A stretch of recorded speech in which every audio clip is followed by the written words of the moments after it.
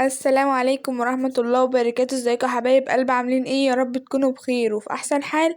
قبل ما نبدأ الفيديو كده متنسوش تصلوا على النبي عليه افضل الصلاة والسلام، وصباح الخير او مساء الخير على حسب الوقت اللي تشوفوا في الفيديو. عاوزة اقول لكم بقى ان انتوا وحشتوني جدا جدا جدا جدا.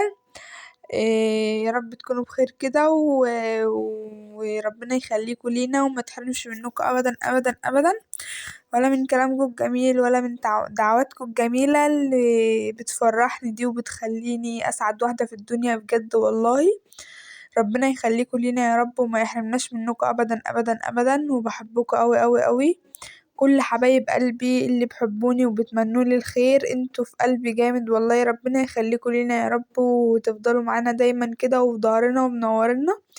وطول ما انتم منورينا وفي ظهرنا احنا مكملين ان شاء الله، وبحبكوا قوي. طبعا النهارده كده، وقبل ما نبدأ الفيديو برضه متنسوش اللايك والاشتراك في القناة وتفعلوا الجرس عشان يوصلك كل جديد بنعمله وهنعمله ان شاء الله. خليكم معانا كده دايما، ما تروحوش اي حتة. بحبكوا قوي والله يا حبايب قلبي، انتوا عيلتي التانية زي ما بقولكوا كل فيديو، انتوا عيلتي التانية، فانتوا عيلتي التانية بجد والله. طبعا النهاردة كده كنت في المدرسة، تمام، وكانت الشقة يعني بصراحة كنت متعقدة ادخل الشقة بصراحة، يعني بسبب شكلها. كانت ما كانتش نضيفة خالص، لان الامتحانات وكده وانتوا عارفين يعني بقى، يعني اليومين اللي فاتوا دول كانت كركبة يعني مش عارفة. بس الحمد لله الكركبة عدت وخلصت وكل حاجة في الشقة بقت زي الفل، ورجعتها زي ما كانت بالظبط وبقت كويسة الحمد لله. لسه بس المطبخ يعني ايه، وهصوره معاكم برضو وكل حاجة تبقى نضيفة كده وتبقى كل حاجة تبقى زي الفل وتوب التوب، تمام. هنا بقى ايه، انا في الاول كنت غاسلة هدوم طبعا، رحت لميت الهدوم، تمام، وبعدين كنست البلكونة كده على السريع. وهنا بقى ايه، جيت نفضت كده الركنة وشلت الترابيزة ونفضتها، تمام. وبعدين بقى كنست السجادة كده الركنة كويس، برضو المكنسة برضو معقدة معايا، بس بحاول ان انا ايه، اتفاهم معاها يعني. وما بكون ما عدتش بقى بترسها لقدام كده، كنت برجع المكنسة لورا كده، بقت بتكنس كويس يعني. وبس كده. هنا بقى ايه، كنت قربت اخلص، معلش الفيديو ده يعني اضاءته مش حلوة خالص خالص خالص، يعني انا عارفة ان اضاءته مش حلوة، بس معلش بقى يعني اعذروني. الفيديو ده الوحيد اللي اضاءته مش حلوة، المكان اللي فات ده اللي هو بتاع الركنة، لان كانت وقتها الكهرباء كانت قطعة وما كانش معايا فيديو انزله الصراحة، فقلت حتى لو الكهرباء ايه، مش هستنى لما الكهرباء تيجي واصور، والوقت هيتأخر وهتأخر على حبايب قلبي طبعا. وهنا احمد اهو. فقلت ايه بقى، قلت لا استحالة يعني، استحالة ان انا اتأخر على حبايب قلبي زي ما اتأخرت عليكم كده اول امبارح ومنزلتش، فمعلش اعذروني. ما كانش ما يعني ايه، ما كانش في وقت ان انا انزل فيديو وملحقتش ان انا انزله يعني، فمعلش اعذرونا بقى. كنست بقى كده الصالة دي، شلت الترابيزة ونفضت الركنة ونفضت المكان كده زي ما انتوا شايفين، وكنست بقى ايه السجادة دي زي ما انتوا شايفين والمكان ده، تمام.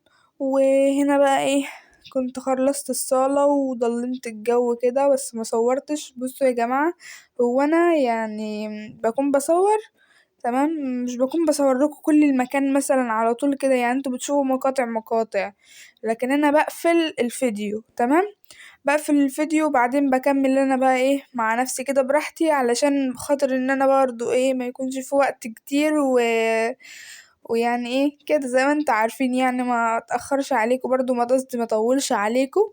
ف يعني بخلص بقفل الفيديو وبعدين بكمل انا بقى براحتي كده ومع نفسي، وبعدين لما يكون في حاجة تانية مختلفة بصور بقى وبايه وبصورها وبعملها معاكم، تمام. وهنا بقى ايه، كانت الأوضة يعني مش عارفة اقولكوا ايه بس احنا اسفين على بشاعة المنظر.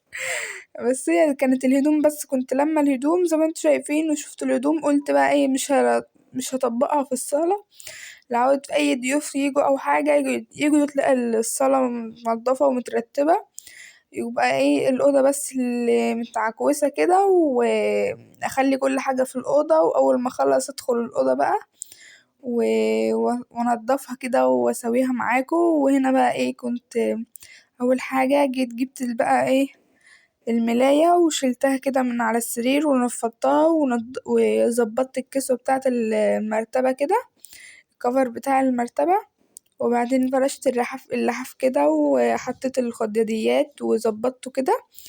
وهنا الدفاية دي انا بحب اعملها كده يا جماعة. بصوا احنا بنتغطى بيها تمام تحت اللحاف، لان الجو اليومين دول ساقعة زي ما انتوا عارفين والجو تلج، فكنا بنقول للحاف ما يعني كان بيدفي كده، لا ما عادش بدفي بالساعة دي.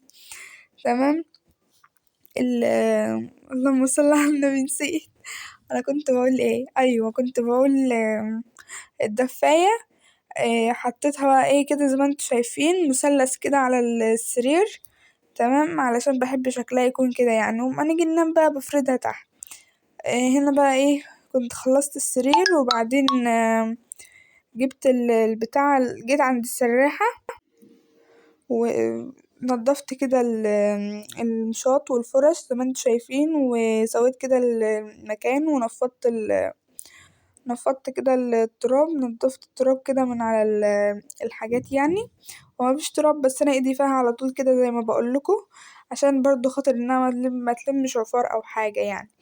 تمام. فظبطت برضو هنا المنظم ده كده ما كانش متنظم برضو، والسراحة برضو نظمتها كده. وهنا بقى ايه كنت على فكرة دي مش الهدوم اللي انا هلمها بس، كان في هدوم تانية ورا هنا اهي، فيعني ايه هنطبق معاكم كومة هدوم الوقت اللي انا لميتهم يعني، مش كومة كبيرة اوي يعني.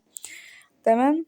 هنا بقى ايه كنت إيه لميت الحتة حواليا كده ونضفت كده المكان زي ما انتوا شايفين، ما عادش بقى غير في الأوضة ايه كنزل الأوضة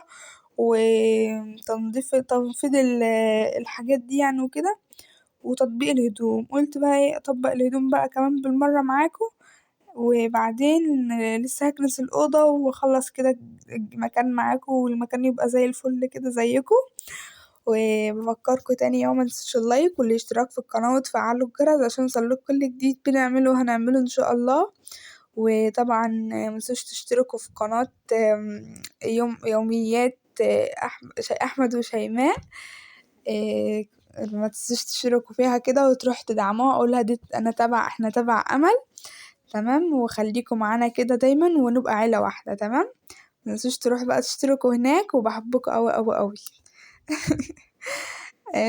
وهنا بقى ايه كنت بقى قلبت الهدوم مرة واحدة كده، شفتوني وانا بضحك لكم يعني بقول لكم دي الصدمة بقى، بس انا ما اتأخرتش في تطبيق يعني الهدوم لان ايه بطبقهم على طول يعني. تمام. هنا بقى ايه انا بحب اطبق القمصان كده. بصوا يا ريت في ناس قالت لي ان انا يعني ايه عاوزين بيقولولي انت بتطبقي الهدوم ازاي يعني وكده، عاوزين يتعلموا يعني التطبيقة دي. بصوا يا جماعة التطبيقة دي يعني اختي اللي معلمها لي، انا كنت بطبق هدوم عادي يعني خالص، بس بصوا متعلماها من وانا في الاعدادي. كانت اختي بتطبق قدامي يعني الهدوم، يعني كنت بشوفها بتطبق يعني اختي هايدي الكبيرة، اللي يعرفها بقى، اللي ما يعرفهاش دي اختي الكبيرة. تمام. و... واللي عاوز يشوفها هي قناة يومك أحلى مع هايدي ورميساء، هتشوفوها هناك. هي كبيرة أختي الكبيرة، فهي تطبيقها جميل جدا وكل حاجة بتعملها جميلة زيها. فبقى ايه لقيتها بتنضف كده بتطبق فقلت لها يا دودو يعني انا عاوزة اتعلم وكده، فشفتها كذا مرة وهي بتطبق الهدوم فتعلمت منها. بصوا انا بجيب القميص كده زي ما انتوا شايفين، وانتوا تلاقيكوا بقى ايه القطاع مني، لان انا مش عارفة يعني مش هعرف اقولها يعني قدامكم فايه مش هعرف اوصفها يعني، فانتوا تشوفوها كده وتشوفوا انا بعملها ازاي. تمام. وتعملوها زي بقى اللي عاوزين يتعلموها يعني وكده. تمام. هي سهلة خالص يا جماعة عادي وكل حاجة حلوة من ايديكوا برضو، وربنا يخليكوا يا رب ويبارك في عمركوا وما تحرمش منكوا ابدا ابدا. هنا كده بقى ايه كنت طبقت الهدوم دي، وهنا الفوط بقى بطبقها كده متنسوش اللايك كده والاشتراك في القناة وتفعلوا الجرس عشان يوصلك كل جديد بنعمله وهنعمله ان شاء الله. وخليكم معانا كده دايما، وعاوزة اقولكم ان انتوا يعني في قلبي جامد جامد جامد جامد جامد. كل اللي بيبعتولي على الماسنجر برضو، كل اللي بعتولي يعني يعني اللي بقابلوني في وش الوش كده بحبوك اوي والله، بتفرحوني جدا ساعة ما تقولولي مثلا احنا بنتفرج عليك واحنا بنحبك يعني. وبالذات الأطفال الصغيرة، النهاردة أنا كنت في المدرسة، كنت في الامتحان يعني وكده، ادعولي طبعا. فكنت ماشية أنا وصحابي فلقيت واحدة بتنادي عليا بتقول نونو صغنن كده بتقولي يا طنط أمل. فبصيت كده لقيتها بتعملي باي، قمت عاملة لها باي يعني. هي مش عارفاني يعني بس أكيد عارفاني من على القناة، وكذا حد يعني بقابلني يقعد يسلم عليا وكده. بجد ما تحرمش منكم ابدا ابدا ابدا ابدا والله، وربنا يخليكم ليا يا رب وتفضلوا معايا كده دايما ومنورين. طبعا انا ما طبقتش كل الهدوم معاكم يعني عشان ما اطولش عليكم برضو زي ما بقول لكم، فطبقت نصهم كده معاكم وبعدين طبقتهم لوحدي. وهنا بقى ايه وانا بحطهم في الدولاب، وطبعا الدولاب مترتب ازاي. فانا ساعات بنكشه برضو وبفضل اكون محتارة كده، بس هو يعني ايه ساعات تطبيقي برضو ايه ما بيكونش حلو قوي. فاختي كانت عندي مرة وقامت مطبقاهم حلو يعني وسويتهم، وتسلم ايدك يا دودو وما تهربش منك ابدا. هنا بقى ايه دي شماعة الطرح. جبت بقى ايه ما بحبش ان انا ايه احط، كان يكون البتاع دي الشماعة دي متعلقة في الدولاب، واحط الهدوم فيها كده في الطرح فيها يعني كده، بطلعها واعلقها على الشباك كده زي ما انتوا شايفين واطبقهم كويس كده ويكون شكلهم كويس، عشان مش هعرف ان انا ايه احط ايدي كده واظبطهم حلو زي ما بطلعها كده وبظبطها وبس كده.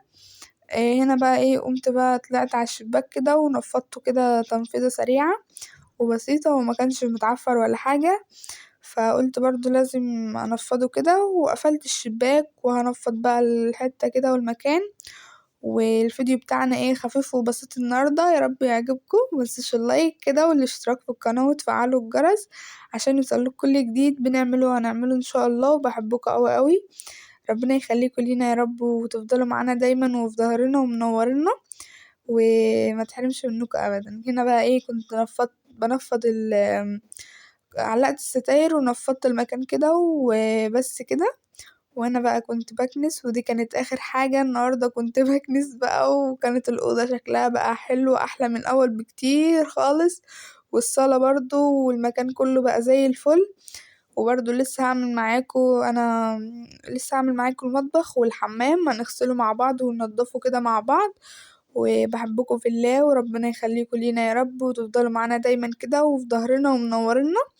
وبس كده حبايب قلبي، وده كان الفيديو بتاعنا النهاردة. متنسوش اللايك والاشتراك في القناة وتفعلوا الجرس، ونشوف الشوك على خير الفيديو الجاي ان شاء الله. مع الف سلامة، باي.